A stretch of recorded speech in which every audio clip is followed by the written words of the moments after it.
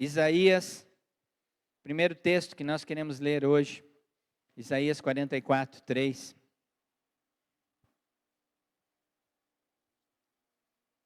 Versículo 2 e 3. Vou ler na versão NVT. O tema de nossa conversa, dessa palavra de hoje é: preparem-se para o avivamento. Isaías 44, versículo 2 e 3. Diz assim: o Senhor que o criou e que o ajuda diz: não tema, ó Jacó, meu servo, ó querido Israel, meu escolhido, pois eu derramarei água para matar sua sede e regar seus campos secos. Derramarei meu espírito sobre seus descendentes e minhas bênçãos sobre suas futuras gerações. Amém? Vou pedir que você leia de novo comigo, versículo 3. Repita comigo, depois de mim. Pois eu derramarei água para matar sua sede e regar seus campos secos. Derramarei meu espírito sobre seus descendentes e minha bênção sobre suas futuras gerações. Quem tem descendentes aqui já? Levante a mão. Você crê nessa palavra sobre seus descendentes? Amém. Queridos, eu quero falar sobre esse tema hoje. Preparem-se para o avivamento.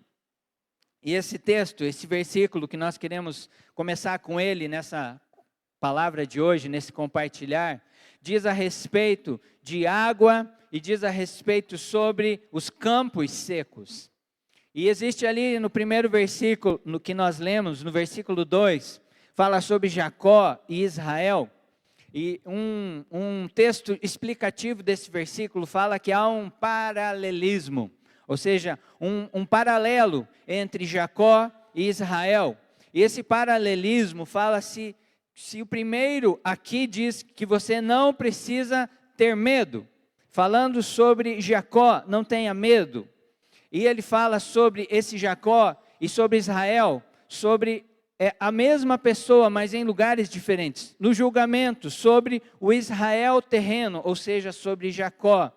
Haverá algumas consequências sobre esse tempo de Deus apertar, produzir provações, produzir alguns lugares difíceis para nós passar. Mas o Israel espiritual sairá ileso dessas provas e dessas lutas, porque o Senhor tem amado e tem nos escolhido.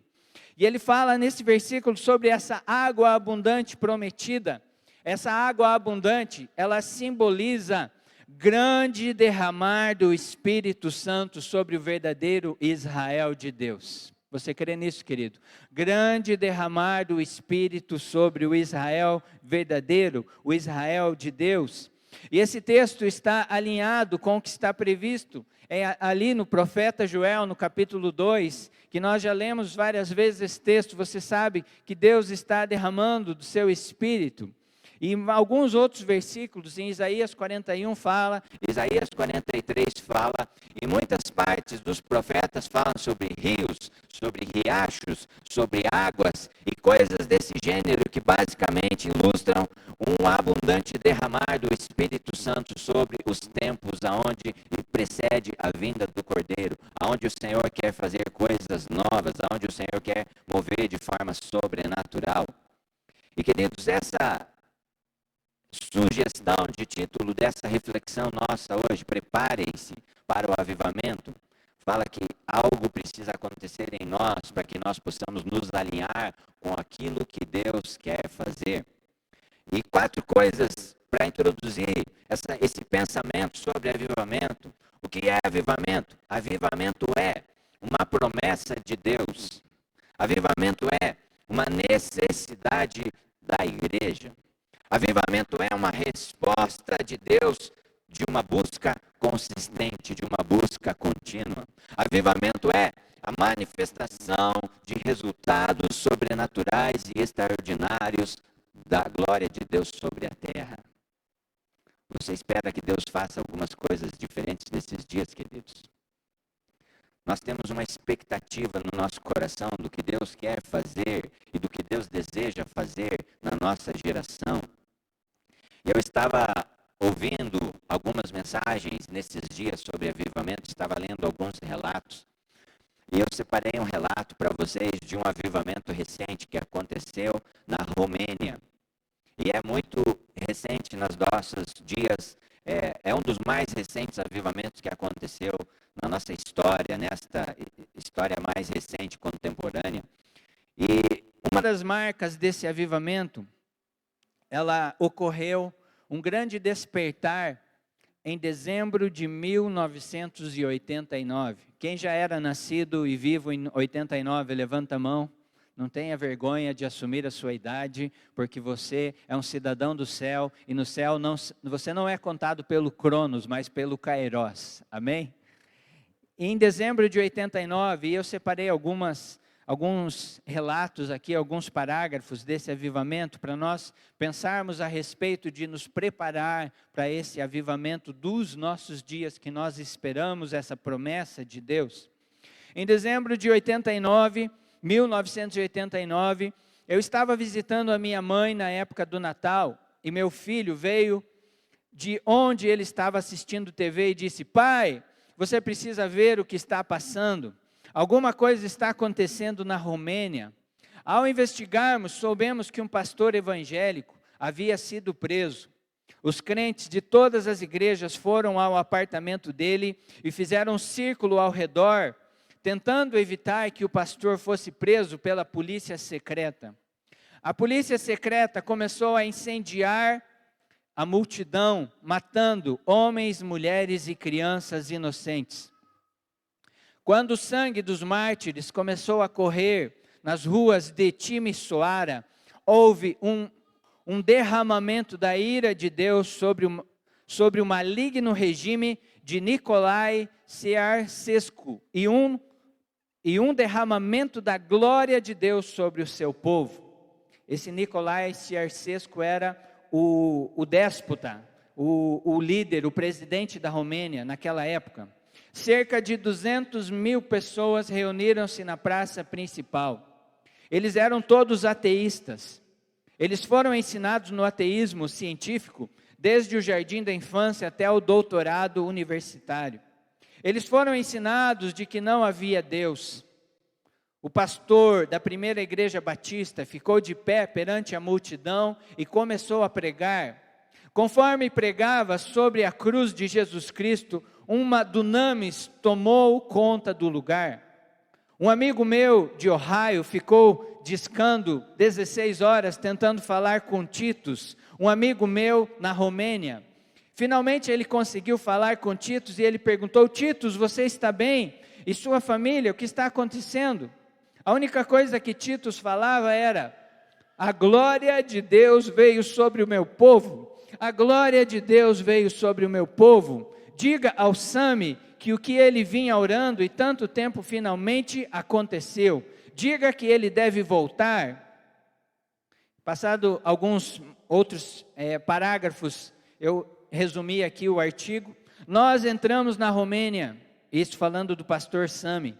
Nós entramos na Romênia e meus olhos viram coisas que eu nunca sonhei que iria ver. A última vez que estive lá, quando nós íamos na casa de um cristão, nós tínhamos que estacionar o carro longe, bem tarde da noite, dar uma boa volta para despistar o lugar por onde estávamos indo para comer. Ao caminhar pelas ruas, pessoas que não me conheciam, mas viam que eu era do Ocidente, muitas dessas pessoas, não pessoas da igreja, mas pessoas da rua, se ajuntavam ao meu redor e começavam a gritar: Deus existe, Deus existe, Deus existe. O hino dos dias da Revolução era uma canção sobre a segunda vinda de Jesus. Não que todo o país tinha se convertido, mas houve uma visita de Deus sobre a nação, na qual o espírito do ateísmo, em um momento divino, foi lançado fora do país. Esse é um relato, queridos, de como aconteceu o avivamento na Romênia. Tem um pastor aqui do Brasil chamado Hernanes Dias Lopes, que foi nesse lugar, conheceu esse pastor dessa igreja batista e testemunhou das coisas que Deus estava fazendo lá. Um país que foi massacrado por um regime comunista durante anos, um país que foi alvo de tortura de milhares de pessoas, foi liberto pela interferência da glória de Deus. Você crê nisso para a nossa nação? Você crê nisso para a nossa nação, queridos? Pensando em avivamento, o que é um avivamento? Um avivamento é uma renovação espiritual que causa mais fervor e dedicação a Deus. O avivamento, ele pode ser coletivo, mas ele também pode ser individual, ele pode ser um avivamento da sua família, do casal. E ele pode afetar comunidades inteiras. Quando nós falamos em avivamento, nós podemos pesquisar na Bíblia, e essa palavra avivamento não aparece na Bíblia dessa forma, mas existem diversas passagens na Bíblia que contam histórias do que chamaríamos de verdadeiros avivamentos. E eu quero lembrar você de alguns deles da Bíblia, alguns que aconteceram e foram relatados. Um dos avivamentos aconteceu em Nínive, na época de Jonas. Se você for olhar o registro de Jonas, ele foi chamado para pregar a destruição da cidade de Nínive, que possuía cerca de 150 mil pessoas nessa época. E quando Jonas saiu para aquelas ruas, a Bíblia fala que ele levou 3 dias para percorrer toda a cidade. E ele falou que em 40 dias Deus iria destruir aquela cidade. Mas houve arrependimento. Olhe para quem está do seu lado e diga assim: precisamos de arrependimento. Num outro texto, em 2 Crônicas 30, no tempo do reinado de Ezequias, a Páscoa, como era celebrada no Antigo Testamento pela saída do povo do Egito, fazia muitos anos que não eram celebradas e décadas. O rei Ezequias convocou o povo, se santificou, restaurou o altar e preparou aquela Páscoa. E houve um novo tempo do povo de Deus através do rei Ezequias. Houve, através dessa primeira Páscoa, um despertar espiritual, um fervor, uma dedicação a Deus. No tempo de Neemias, você sabe a história de Neemias, e especificamente no versículo 10, fala sobre o arrependimento e a renovação da aliança com Deus, por meio daquele homem e por meio de algumas pessoas que Deus levantou para restaurar as portas, para tirar o povo de um lugar de humilhação, de derrota, de pobreza, de miséria, e levá-los a um fervor, uma restauração espiritual. Outro avivamento, em Pentecostes, capítulo 2, capítulo 4, quando o Espírito Santo desceu com vento e com línguas como de fogo, e tomou aquele povo, e eles foram empoderados pelo Espírito para pregar o Evangelho com poder e com autoridade. Nós queremos ler um pouquinho sobre 2 Crônicas, capítulo 15, mas não vamos ler agora, se pode abrir aí a sua Bíblia. E em todos esses casos, e em outros que eu não citei aqui, que a Bíblia relata sobre renovação espiritual, aconteceu algo que mudou a vida das pessoas. Essas pessoas que foram avivadas, elas passaram a se dedicar a Deus, elas passaram a uma vida de abandono do pecado, de terem nojo do pecado. Essas pessoas passaram a louvar com grande fervor e intensidade a Deus. Essas pessoas passaram a sentir de forma clara a presença de Deus, e elas ficaram cheias de coragem de servir a Deus. Esses, queridos, são alguns dos sinais que envolvem um verdadeiro avivamento. O avivamento também pode acontecer na vida de uma pessoa que experimenta uma conversão poderosa, sobrenatural, e entrega-se totalmente a Deus, e essa conversão é radical, como nós conhecemos a história da conversão do apóstolo Paulo. E muitas vezes esse avivamento individual ele acontece quando a vida da pessoa entrou em um declínio, entrou em um lugar, como nós lemos lá em Isaías, um lugar deserto, um lugar de sofrimento, um lugar de declínio de moral. E nesse lugar de seca, nesse lugar de falta de esperança, Deus vem trazendo restauração e vida. O avivamento, ele restaura, principalmente, e como prioridade, o avivamento restaura o relacionamento com Deus. Nós falamos sobre o que é um avivamento, nós queremos pensar um pouquinho sobre como começa um avivamento. Como nós falamos lá no início, na introdução, tudo começa sempre com a vontade de Deus. Olhe para quem está do seu lado assim e diga: Deus decide quando virá o avivamento. É Deus que sabe a hora, é Deus que envia o avivamento, é Deus que derrama a graça. Nós não podemos forçar Deus a fazer um avivamento ou a produzir um avivamento. Nós não temos esse poder de convencimento de forçar Deus, mas nós podemos nos preparar para esse avivamento. E é sobre isso que eu quero que você abra o seu coração, os seus ouvidos. Preparar para o avivamento. Nós precisamos nos preparar. Uma das formas de nos preparar é olhando que muitos avivamentos, eles são fruto de oração. Olhe para a pessoa que está do teu outro lado e diga assim: oração. Queridos, aonde na face da terra há pessoas dedicadas a orar pela igreja e pelo lugar onde mora, pelas nações, pelas conversões, por arrependimento, esses lugares produzem grande diferença de um ambiente espiritual. Onde as pessoas dedicadas a orar, o Senhor está vendo, o Senhor está olhando, o Senhor está percebendo isso. E muitos avivamentos ao longo da história, nós vemos que eles são fruto de pessoas que dedicaram-se vários e vários anos à oração. Não é uma oração de um dia, não é uma oração de uma semana, não é uma oração de apenas um tempinho de jejum, não é uma oração programada para um começo, meio e fim. Não, é uma vida de oração, é um caminhar de oração, é um estilo de oração. Um avivamento é algo que acontece do secreto para o público, é algo que acontece de dentro para fora. Quando o avivamento acontece, o Espírito Santo, ele toma o coração das pessoas de uma forma maravilhosa, de uma forma sobrenatural. E essa transformação que só o Espírito Santo pode fazer na vida das pessoas, mudar as suas formas de agir, mudar os seus pensamentos, mudar as suas motivações, produzir no coração dos discípulos, dos filhos, uma maior dedicação, um zelo pelas coisas de Deus. Uma vida de servir ao Senhor por meio de evangelização, por meio de prática de justiça, por atitudes claras de amor ao próximo.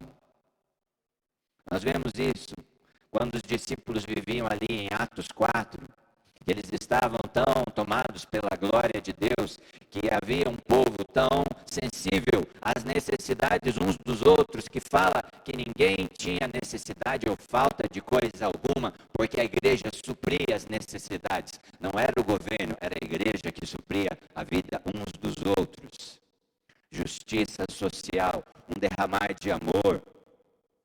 E queridos, como nós falamos que o avivamento, ele é maravilhoso e ele é extraordinário, ele produz sinais extraordinários. O avivamento, ele é extremamente contagioso, muito mais do que a Covid, muito mais do que uma virose. Ele é contagioso, ele vai ganhando proporções e alcançando mais e mais pessoas.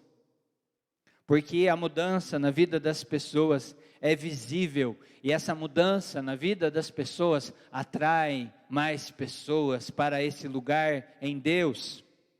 Um avivamento é um tempo de grande oportunidade de espalhar o Evangelho.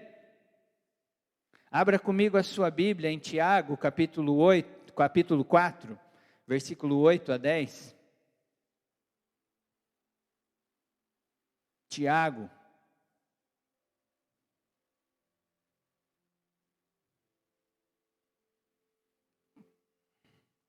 Capítulo 4, versículo 8 a 10. Quem achou, diga amém. Tiago 4, versículo 8. Aproximem-se de Deus e Ele se aproximará de vocês. Lavem as mãos, pecadores, purifiquem o coração. Vocês que têm a mente dividida, que haja lágrimas, lamentação e profundo pesar. Que haja choro em vez de riso e tristeza em vez de alegria.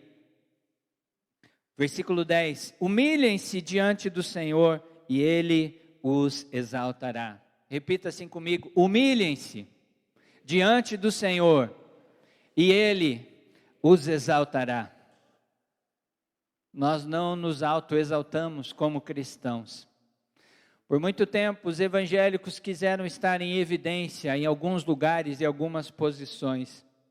Mas o nosso lugar essencialmente é de humilhação diante de Deus. Ele é o único responsável por exaltar a vida de um cristão e de uma igreja, de um povo, de uma nação.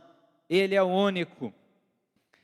Esse texto fala sobre essas atitudes claras e práticas de nos aproximar, de nos purificar, de render o nosso coração, de não termos mente dividida, de não sermos uma pessoa que pensa em secular e profano, porque alguém que está buscando, alguém que está se preparando para um avivamento, ele tem uma vida santa, integral, consagrada ao Senhor Jesus em tudo que faz. Nós estamos, queridos, vivendo um tempo propício para que um avivamento aconteça. Nós vemos uma crescente onda de doenças psicossomáticas na nossa população, pessoas com depressão, com ansiedade, pessoas com crises de pânico, pessoas com síndrome de burnout, de esgotamento. Nós vemos um medo tomando conta das pessoas nesses dias. Dia 20, que tinha aí umas notícias de bochichos, de fofocas sobre algumas coisas, de violência nas escolas, trouxeram pânico para muitos pais que não enviaram seus filhos na escola, porque acham que a escola é um lugar perigoso. Mas eu pergunto para vocês, queridos, quantas crianças morreram na guerra da Rússia e Ucrânia, e porque nós não estávamos perto, ninguém se importou com essas crianças que morreram na Ucrânia. E às vezes o medo toma conta dos pais, a ponto de, eu escutei uma história de uma mãe que falou para a filha, e essa filha falou para um outro coleguinha na sala dela, que vai acontecer um ataque na minha escola, e nós precisamos tomar cuidado. Os pais têm se comportado com medo e pânico, e não têm capacidade de serem sacerdotes e cobrirem espiritualmente, e trazer segurança e paz ao coração dos filhos. E eu fiquei chocado que na quinta-feira, dia 20, a sala do meu filho tem 20 alunos, só tinha 4 alunos, porque possivelmente a maioria teve medo de mandar os filhos para a escola. Mas o lugar de segurança, queridos, não é você cercar o seu filho dentro de casa. O lugar de segurança do seu filho é quando você ora todos os dias por ele, de joelho na tua casa. O lugar de segurança é quando você ensina o caminho que a criança que deve andar, e quando ela for velho, não se desviará dele. Não é você ser Jesus Cristo de tentar salvar os seus filhos. O pânico é tanto no coração das pessoas porque elas acreditam mais nas notícias de fora do que nessa palavra que diz que eu e a minha casa serviremos ao Senhor. Avivamento fala sobre uma luz que brilha e uma glória que se expande no meio de um caos, de medo, de pânico, de morte, de insegurança. Por que na Romênia precisou aquele sangue de algumas dezenas ou centenas de pessoas serem espalhados nas ruas para que começasse uma glória de visitação de Deus? Eu pergunto para mim mesmo e levo você a refletir sobre isso, o quanto eu estou disposto a dar da minha vida para que eu possa ser um agente que promova o avivamento de Deus por meio de intercessão, de oração, de clamor, de santificação. O quanto da minha agenda eu estou disposto a abrir mão para que Deus comece a reinar de fato e de verdade em tudo que eu faço, em tudo aquilo que eu vivo.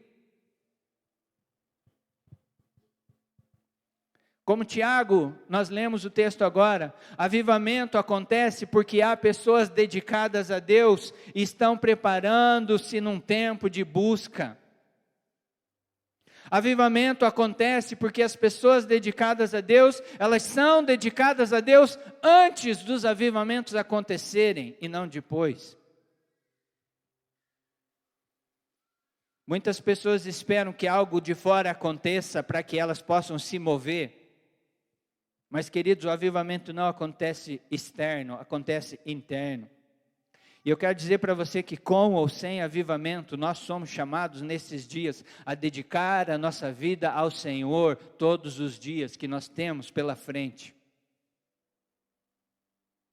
Nós precisamos gerar em nosso coração uma expectativa que Deus venha interferir na terra nesses dias, porque nós não somos capazes de mudar nada. Por mais esforço meu ou teu de proteger os nossos filhos, você não é capaz de estar 100% das horas deles junto, protegendo, guardando. Se você não confia em Deus, você não tem filhos. Se você não confia em Deus, você não gera descendência. Se você não confia em Deus, você não sai de casa. Avivamento é para pessoas que praticam o que nós estamos cansados de ouvir. Buscar em primeiro lugar o reino de Deus e a sua justiça. Abra comigo, 2 Crônicas, capítulo 15.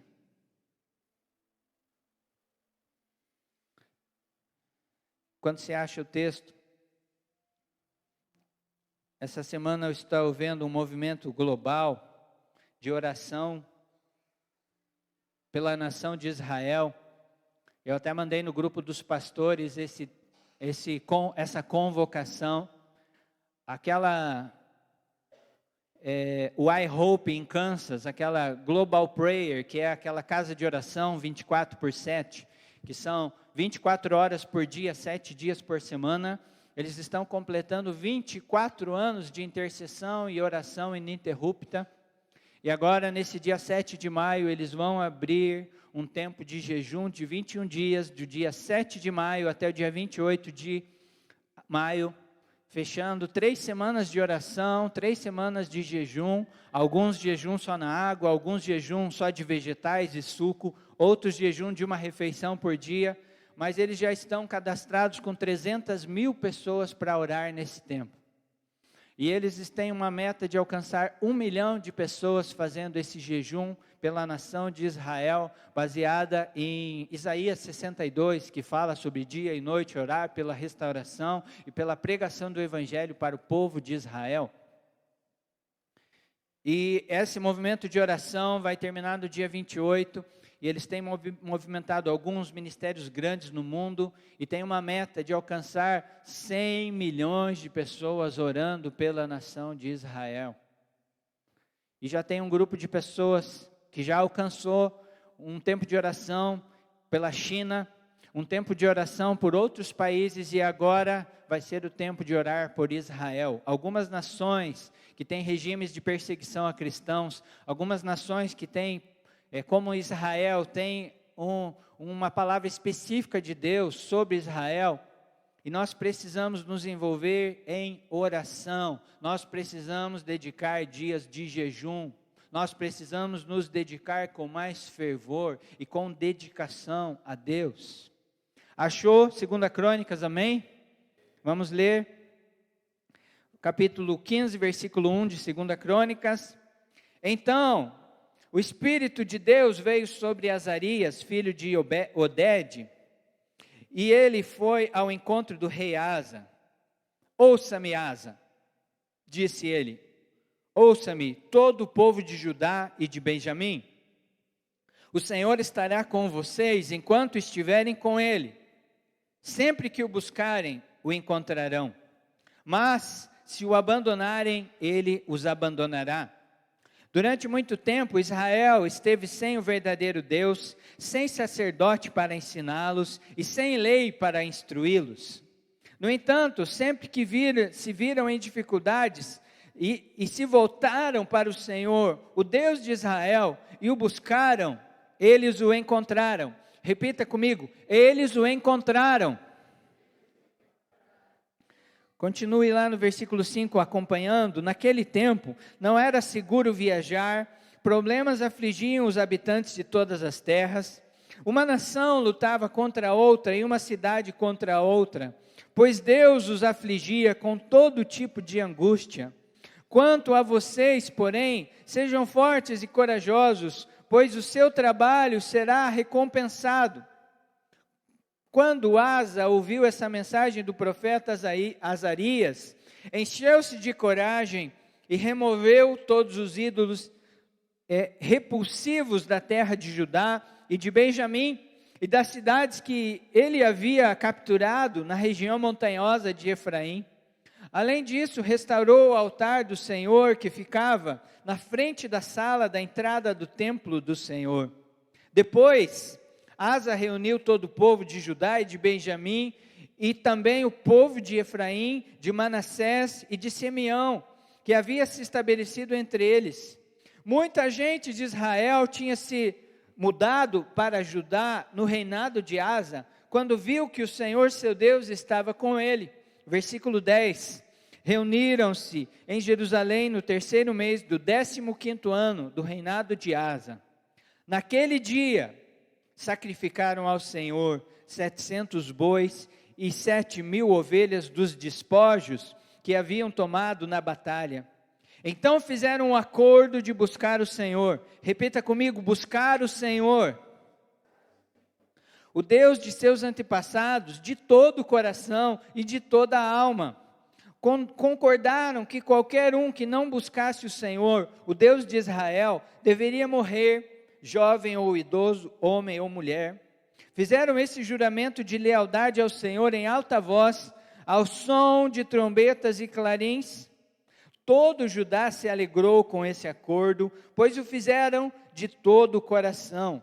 Buscaram o Senhor com sinceridade e o encontraram. E o Senhor lhes deu descanso de todos os lados. O rei Asa chegou a depor sua avó Maaca da posição de rainha mãe, pois ela havia feito um poste obsceno para a deusa Ázera. Derrubou esse poste obsceno e quebrou e o queimou no vale de Cedron. Embora os santuários idólatras não tivessem sido removidos de Israel, o coração de Asa permaneceu inteiramente fiel durante toda a sua vida. Ele trouxe para o templo de Deus a prata, o ouro e os diversos utensílios que ele e o seu pai haviam consagrado.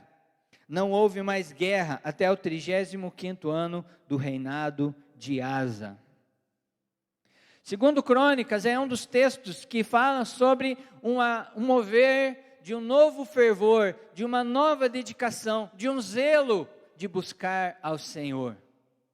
Fala de um ambiente onde Deus levou o povo para um tempo de arrependimento, de conserto, de restauração, de santificação, de oferecer sacrifícios. Fala sobre uma mensagem do profeta Azarias de advertência para o rei e para o povo.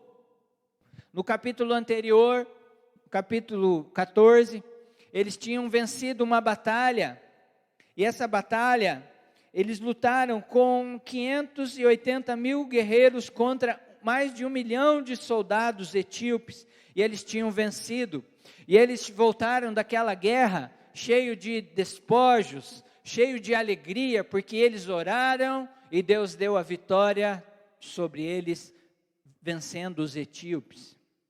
E nesse momento, queridos, de júbilo, de conquista, de celebração, o profeta aparece. E eu gosto de uma imagem como se o profeta metesse o dedo na cara do rei Asa, dizendo assim: cuidado, rei, porque vocês venceram, mas eu quero alertar vocês. Se vocês deixarem de buscar o Senhor, se vocês abandonarem o verdadeiro Deus, as coisas não serão boas para vocês, vocês serão destruídos, vocês serão envergonhados, vocês perderão o propósito. E aqui ele fala sobre 3 coisas, no versículo 3, alertando, olhando para o passado, dizendo assim: durante muito tempo Israel esteve sem o verdadeiro Deus, sem sacerdote para ensiná-los e sem lei para instruí-los. Eu quero comparar essas 3 coisas aqui a coisas que nós podemos ver hoje na nossa aliança com Cristo. Nós continuamos sendo chamados a adorar um único Deus e Pai. Nós continuamos olhando para um sacerdote, mas agora não é qualquer sacerdote, é o sumo sacerdote, o Filho de Deus, que intercede por nós e que tem o governo como cabeça da igreja. Você precisa lembrar de Cristo como a prioridade na sua vida. E aqui ele fala, e sem lei para instruí-los. Queridos, nós cantamos muitas canções hoje que falam que nós temos liberdade para viver o propósito de Cristo na terra. Nós temos liberdade e livre acesso até a presença dEle. Não deixe de focar nisso, não se desvie do propósito. Não comece a buscar coisas em Cristo, mas busque adorar o verdadeiro Cristo com toda a intensidade. Nós vivemos uma aliança da graça. Honre e valorize aquilo que Cristo conquistou para você e fez por você, querido. Ele estava fazendo um alerta. Eu estive quinta-feira com a minha família visitando aquela região ali de Castrolanda. E eu com o Benjamin fomos visitar o centro histórico lá. E é interessante quando a gente vê a história da Segunda Guerra Mundial, que os povos foram massacrados, houve muita perda material, muita destruição, muita morte, e houve um êxodo da Europa para muitos lugares e para o Brasil, e ali depois da Segunda Guerra foi estabelecido a colônia dos holandeses, que eles ganharam aquelas terras, e eles trouxeram maquinários, eles trouxeram as famílias, eles trouxeram a expertise deles com a agricultura, com o gado, e eles construíram um mega projeto de uma colônia, de uma cooperativa.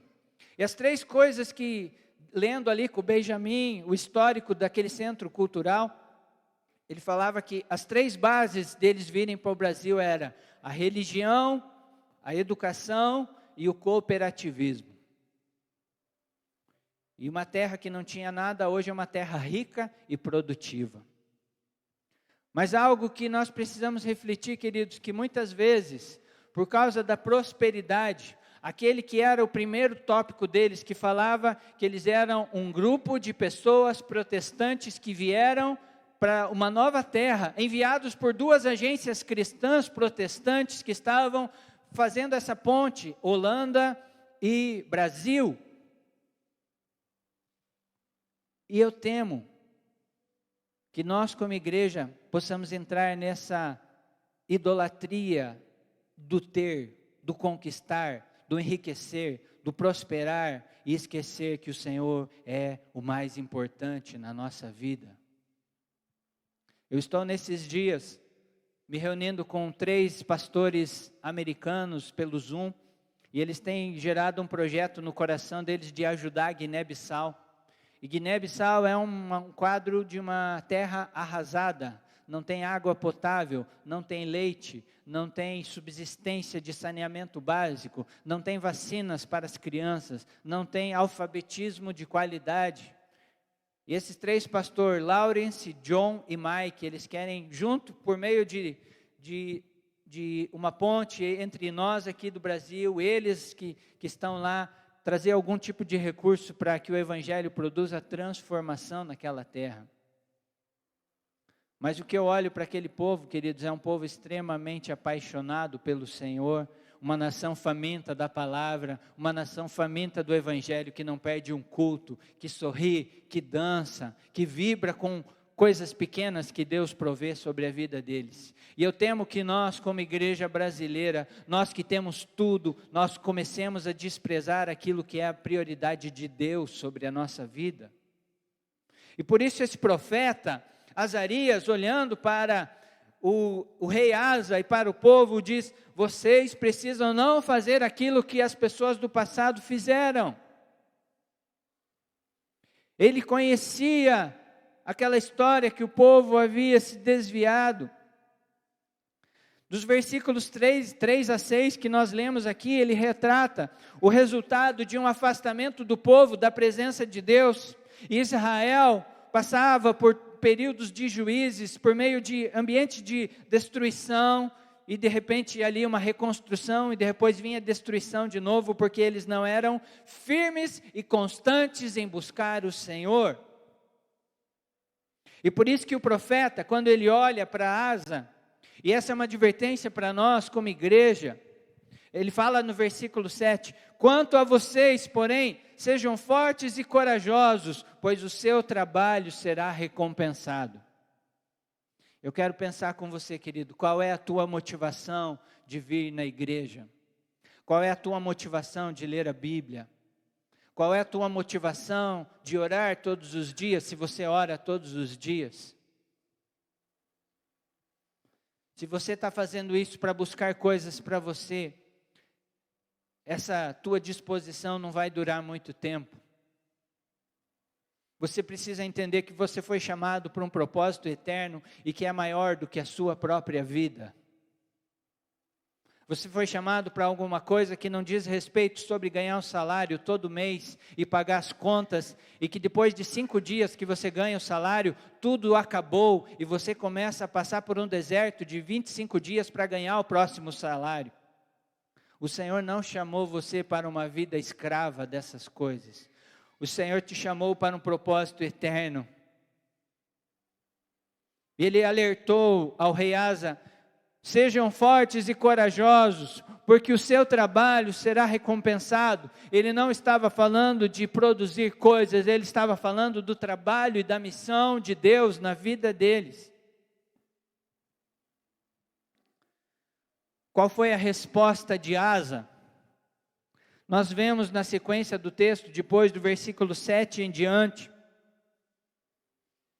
Depois que ele ouviu aquelas mensagens, no versículo 9 ali ele fala, Asa, no versículo 8 aliás, Asa ouviu essas mensagens do profetas, encheu-se de coragem e removeu todos os ídolos repulsivos da terra, e restaurou o altar que ficava na frente da sala, na entrada do templo do Senhor.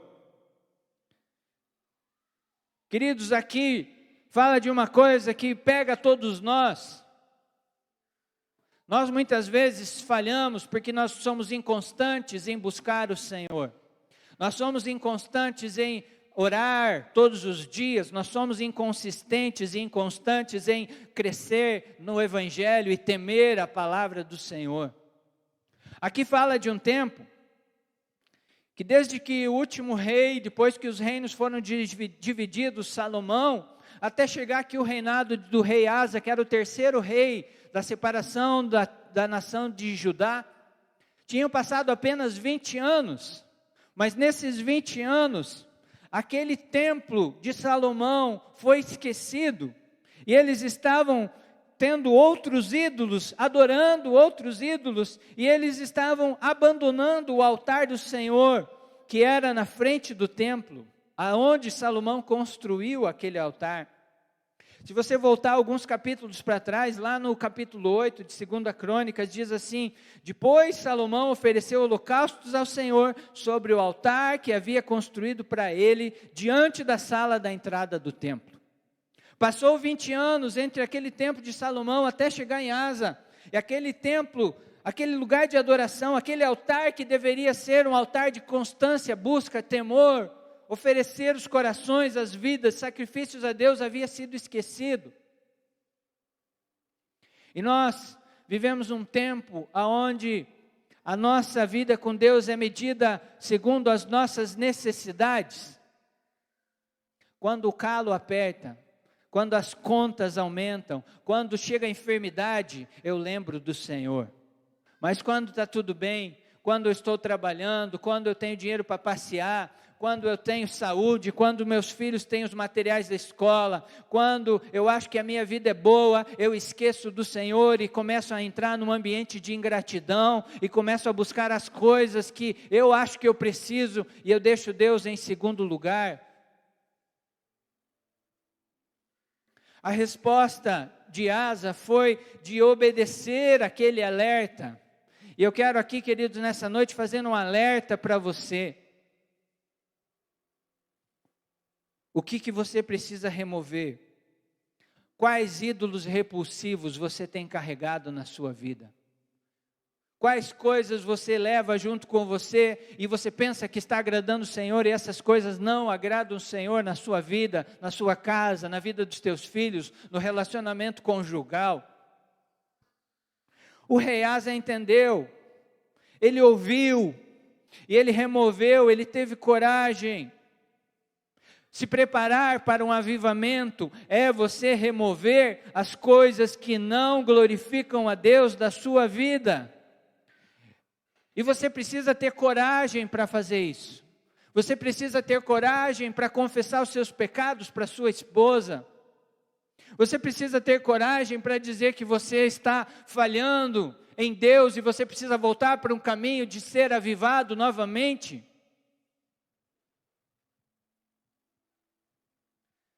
Nós vemos a maioria dos cristãos distraídos, buscando seus próprios projetos, buscando pagar suas contas, buscando fazer os seus cursos, buscando fazer as suas coisas. Muitos cristãos hoje estão idolatrando o seu trabalho, estão idolatrando seus filhos.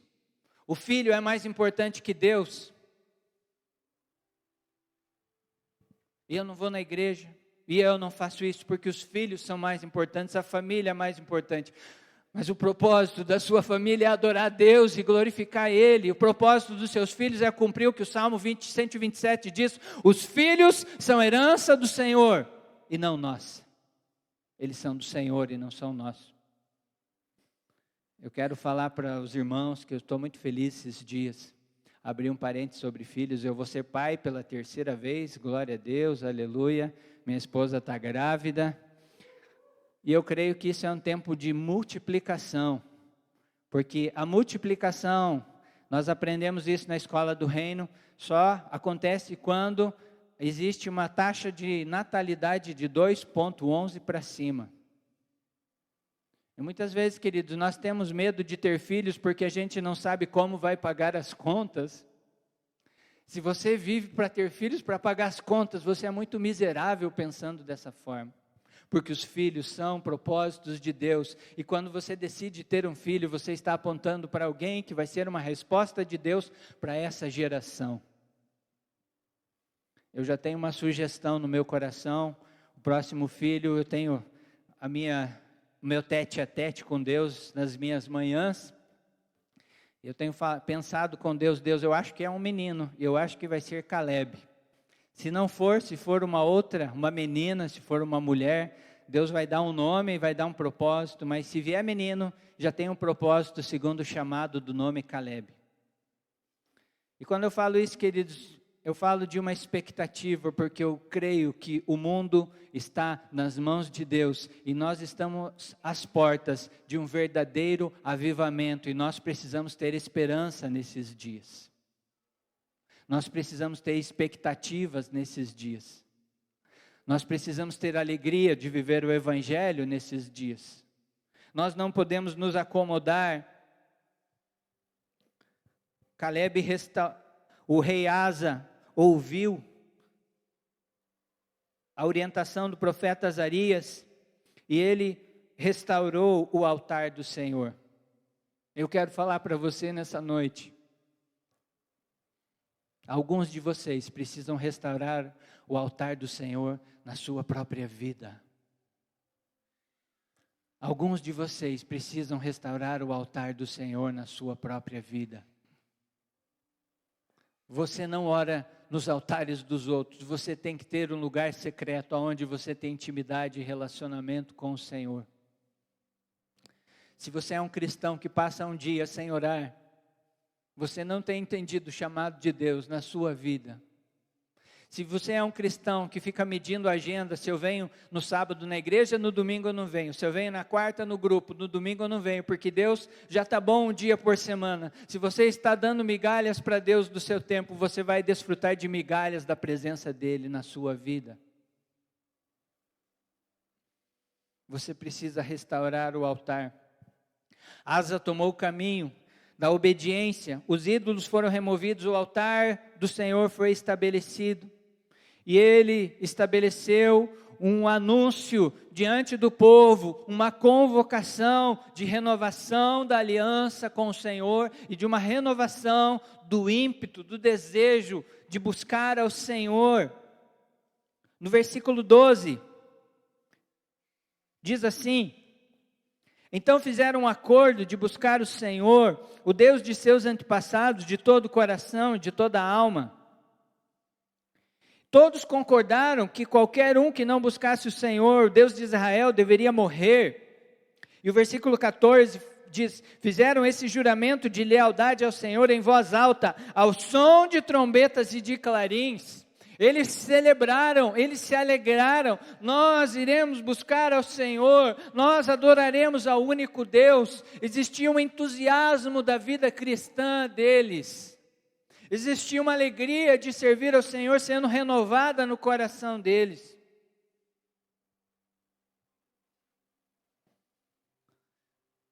Parece forte quando nós lemos um texto desse que eles falaram que quem não buscasse o Senhor, eles iriam matar essas pessoas. Mas queridos, deixa eu te dizer uma coisa.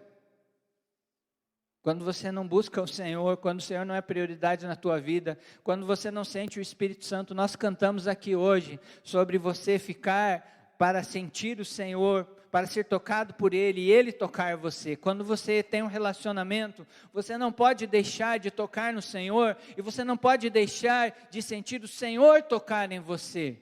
Você precisa de experiência, você precisa de relacionamento. E quando nós não sentimos mais isso, quando nós não temos mais a alegria de ler a Bíblia, quando nós não temos mais uma expectativa de vir no culto, quando nós não temos mais uma alegria de sentir o Espírito Santo, você morreu, você está morto. Não são os outros que te matam, mas é a tua própria falta de busca acaba matando você mesmo.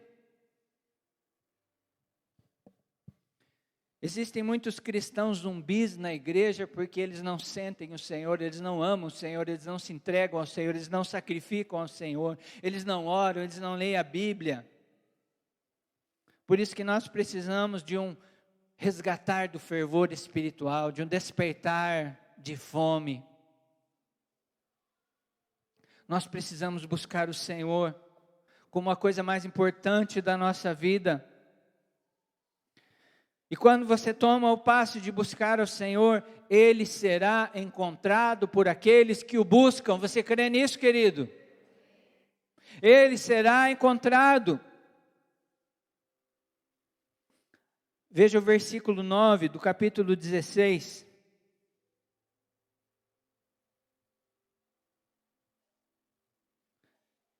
Diz assim: os olhos do Senhor passam por toda a terra, para mostrar a sua força, aqueles cujo coração é inteiramente dedicado a Ele. Eu quero que você repita esse texto comigo. Os olhos do Senhor passam por toda a terra, para mostrar a sua força, aqueles cujo coração é inteiramente dedicado a Ele. O Senhor, Ele te alcança no lugar da sua busca da presença dEle. Não importa onde você está. Aquela samaritana que encontrou Jesus, ela questionava Jesus: mas os nossos pais dizem para nós adorar nesse monte, e os judeus, os pais de vocês, dizem para adorar naquele monte. E o que Jesus falou para ela? Não é naquele lugar, não é no outro lugar. O Pai procura verdadeiros adoradores que o adorem em espírito e em verdade. O Senhor tem procurado com seus olhos voltados para todos nós nesse lugar hoje, aqueles que têm o buscado em espírito e em verdade. Os olhos do Senhor estão passando sobre toda a terra para buscar e encontrar aqueles que o têm buscado de todo o coração, em espírito e em verdade. Ele será encontrado. Eu quero que você se coloque de pé nesse tempo, querido.